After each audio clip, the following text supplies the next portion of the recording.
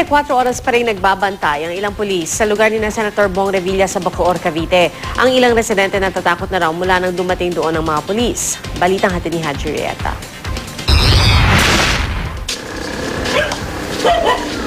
Halos walang tao sa kalyeng ito ng Barangay Panapaan 7, Bacoor, Cavite ng pasyalan ng GMA News. Natatakot daw kasi ang karamihan sa mga residente dahil sa mga nagkalat na mga pulis. Linggo pa ng madaling araw nang magsimulang magdatingan ang hindi bababa sa 30 pulis sa palibot ng bahay ni Senador Bong Revilla. Matapos makatanggap ng reklamo ang mga pulis hinggil sa mga armadong lalaki na miyembro umano ng National Bureau of Investigation. Ang ilang residente nagpa-blatter na sa barangay dahil hindi raw makatulog ng maayos mula nang dumating ang mga pulis sa lugar, lalo't armado raw ang mga ito. Siyempre mangangamba ka. Pero wala namang gulong nangyari. Sa gabi ba nakakatulog kayo na maayos? Ay hindi. Siyempre, mamaya ay magkaroon ng problema. Okay. Basta nakaiga lang kami. Kung magkaroon man ng problema, yung balag pa.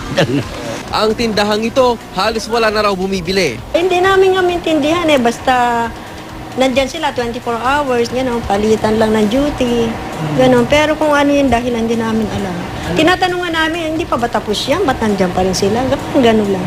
Personal lang pinuntahan ng abogado ni Revilla ang mga pulis para tanungin kung bakit hanggang ngayon nasa lugar sila.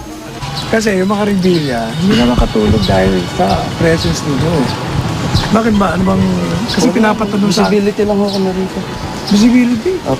Tapos na election Ayon sa Cavite Police, walang masamang balak ang mga nakadeploy sa lugar. Yung presence naman ng ating kapulisan along Emilio Aguinaldo Highway, particularly dito sa Barangay Panapaan, yan ay purely to conduct police visibility operation as part ng crime prevention ng Philippine National Police. Hindi naman yan ay sinasabi na papasok kami anytime or mismo ginagawa namin sa bakuran ng ating butihing senador na si Senador Bong Revilla. Pero ang kampo ng mga Revilla, Yung Rito Bamparo, yun ay parang humihingi ka ng saklolo sa hukuman dahil merong threat, pagbabanta sa buhay mo, merong ginagawang harassment, intimidation, at